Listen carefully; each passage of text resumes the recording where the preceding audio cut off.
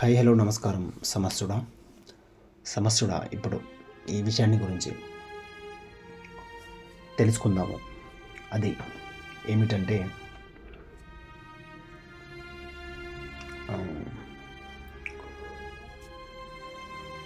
అంటే మనందరికీ అంటే ప్రతి మనిషికి ప్రతి వ్యక్తిగతానికి కూడా ఒకానొక సందర్భంలో అంటే కొన్ని సందర్భాలలో మనకి అనిపిస్తుంది. అంటే మనందరిలో ఇటువంటి ఒక ఫీల్ అనేది ఉంటుంది. అది ఏమిటంటే అరే నా జీవితము ఇలా అరే నా జీవితం ఇలా అవ్వడానికి కారణము, నేను ఇలా బాధపడడానికి కారణము ఇదిగో వాళ్ళురా, ఇదిగో అతనురా, ఇదిగో అతడురా, సో మా వాళ్ళురా, మా ఫ్రెండ్స్ రా, నా బంధువులు రా, నా రిలేటివ్స్ రా, ఈ వ్యవస్థ రా అని మనం అంటే ఇలా రకరకాల ఆబ్జెక్టివ్స్ని మనము సూచించడము, అంటే మన యొక్క ఇటువంటి ఒక ఫీల్ వెనుక ఉన్నటువంటి రీజన్కి సో ఇటువంటి రకరకాల ఆబ్జెక్టివ్స్ని మనం సూచించడము, తెలపడము మనము చేస్తాము. అయితే మరి నిజంగా మనం మన జీవితాలు మన యొక్క జీవనం అనేది ఇలా అర్థం లేకుండా ఒక బాధతో దుఃఖంతో సాగడానికి, వెంటబడి పోవడానికి కారణము ఇతరులైనా అంటే ఇతరులు దానికి కారణమైనా నిజంగా ఇతరులు అండ్ వ్యవస్థ చుట్టూ ఉన్నటువంటి వాళ్ళు అండ్ పేరెంట్స్ అండ్ అంటే మీ ఫ్యామిలీ మెంబర్స్ అవ్వచ్చు, ఇతరులు ఫ్రెండ్స్ అవ్వచ్చు, ఎవరైనా అంటే ఇక వ్యవస్థ అంటేనే మొత్తం అన్నమాట. అంటే అంటే వేరే వ్యక్తులైన దీనికి కారణము అని మనం దీన్ని చూస్తే ఒకసారి మరి అంటే వేరే వ్యక్తులైన దీనికి కారణము అని మనము ఒకసారి మనం తెలుసుకుంటే అర్థం చేసుకుంటే అంటే ఒకసారి మనం పరిశీలన చేస్తే మనకి ఈ విషయాన్ని గురించి మనం పరిశీలన చేస్తే మనకి తెలియాలి అసలు ఏంటి నిజంగా నా జీవనం ఇట్లా అయిపోవడానికి నేను ఇట్లా ఉండడానికి కారణం అవతలి వ్యక్తులేనా, మరి ఆ అవతలి వ్యక్తుల వలన జరిగినటువంటి ఆ పొరపాటు ఏంటి, సో ఆ పొరపాటు వాళ్ళు ఎలా చేశారు, ఆ పొరపాటు అనేది వాళ్ళలో అది ఎలా వచ్చింది, సో వాళ్ళు దాన్ని నా మీద ఎట్లా అప్లై చేశారు, సో నేను దానికి ఎట్లా తల ఊపాను,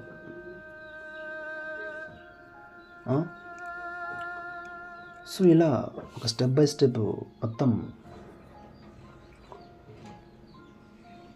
మొత్తం విషయాన్ని అంటే దీనికి సంబంధించిన మొత్తం వివరణని సారాన్ని మనం వివరణని సారాన్ని పరిశీలించాలి, తెలుసుకోగలగాలి. అప్పుడు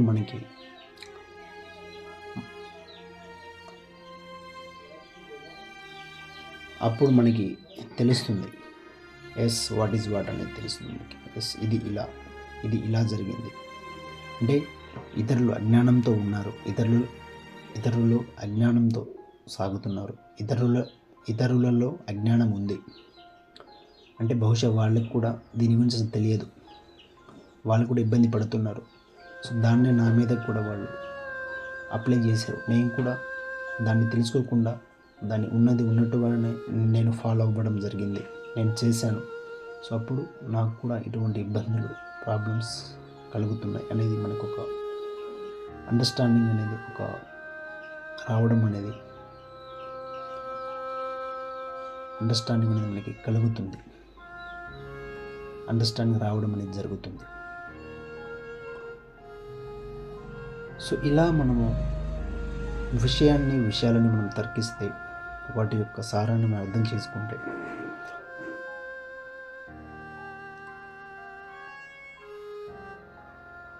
సో ఆ విషయాలని ఇతరులు చెప్పినట్టుగా మనం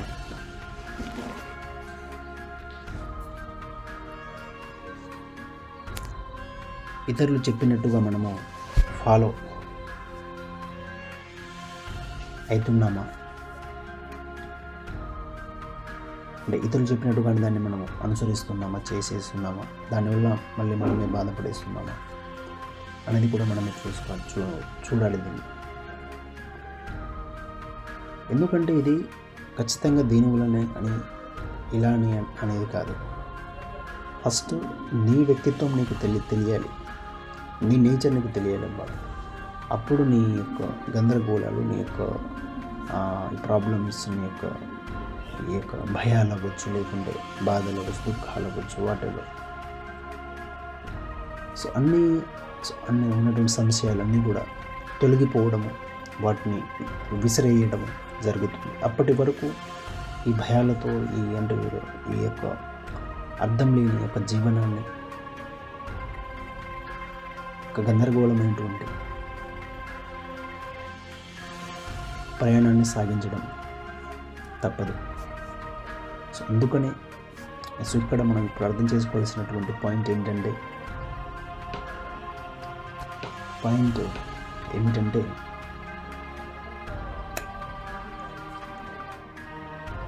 ఇతరుల వలన మన జీవనం ప్రాబ్లమ్స్కి గురి అవుతుందా అంటే, ప్రాబ్లమ్స్ అనేది ఇతరుల వలన మనకు వస్తాయి, జరుగుతాయి.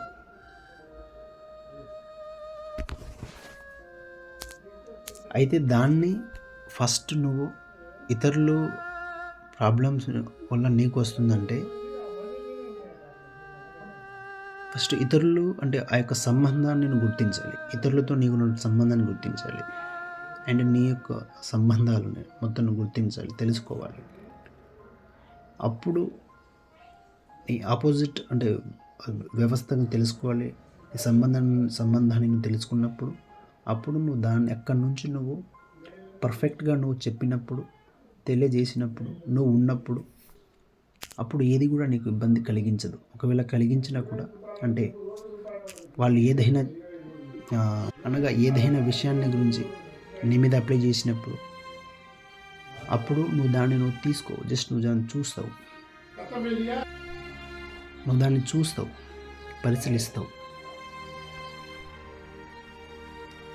పరిశీలిస్తావు, అర్థం చేసుకుంటావు. అండ్ దాన్ని నువ్వు ఎక్కడి వరకు నువ్వు తీసుకోవాలి అక్కడ వరకే నువ్వు తీసుకుంటావు. నీకు ఎక్కడ వరకు అవసరమో ఎక్కడ వరకు నువ్వు దాన్ని తీసుకుంటావు. మిగతాదంతా నాకు అది అనవసరం, నాకు దాంతో అనవసరం అని నీ సెల్ఫ్ నీకు తెలిసినప్పుడు ఇదంతా నీకు అర్థమవుతుంది. అప్పుడు నీ స్వతంత్రంగా స్వయం ప్రవాహం అనేది సాగుతుంది.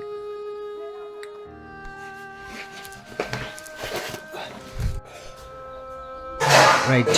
సో ఈ విధంగా ప్రతి వ్యక్తిగతం కూడా సాగితే, కదిలితే, ప్రవహిస్తే బాగుంటుంది.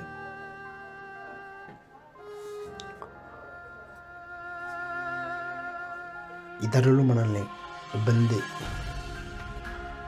ఇతరుల వలన మనకి ఇబ్బంది వస్తుందంటే, కలుగుతుందంటే, ఇది జరుగుతుందంటే దానికి కారణం వారు కాదు, మనమే కారణం. అంటే వ్యక్తిగతమే కారణం, అంటే నీకు నువ్వే కారణం. నీవు ఫిట్గా లేవు కాబట్టి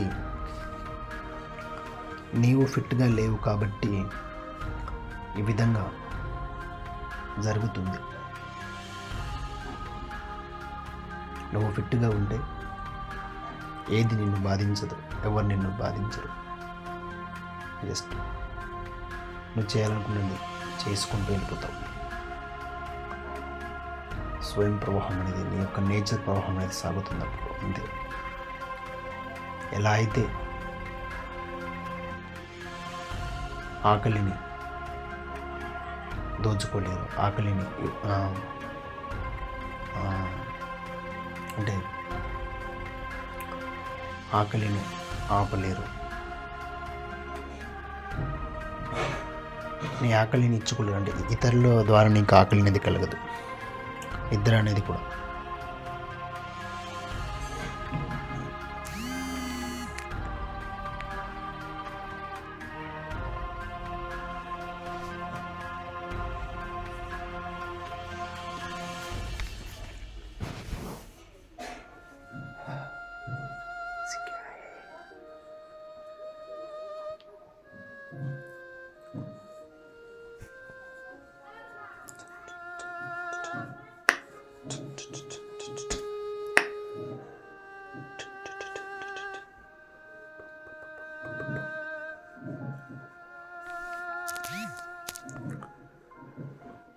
సో ఇతరులు అంటే నిద్ర అనేది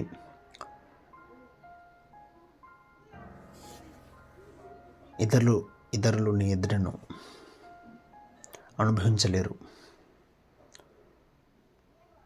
ఇతరుల వల్ల నీకు నిద్ర అనేది కలగదు. అంటే అది నీకు నిద్రను అనుభవించలేరు. ఇతరుల వలన నీకు నిద్ర అనేది కలగదు.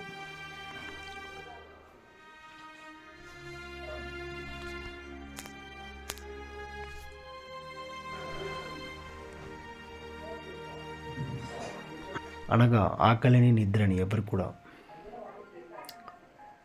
నీ నుంచి తీసుకోలేరు, దాన్ని నీకు ఇవ్వలేరు. అండ్ సేమ్ నీ యొక్క అంటే ఆనందాన్ని కూడా తీసుకోలేరు. సో నువ్వే ఆనందము, నువ్వే ఆకలి, నువ్వే నిద్ర. సో అటువంటిది నీ యొక్క నేచరు, నీ యొక్క స్వయం. సో దాన్ని నువ్వు దర్శించు. ఆపై అర్థవంతంగా నేచర్తో, నీ అంశంతో సాగిపో. ఇంతే సమస్తుడా, ఇంతే. రైట్, మళ్ళీ కలుద్దాం.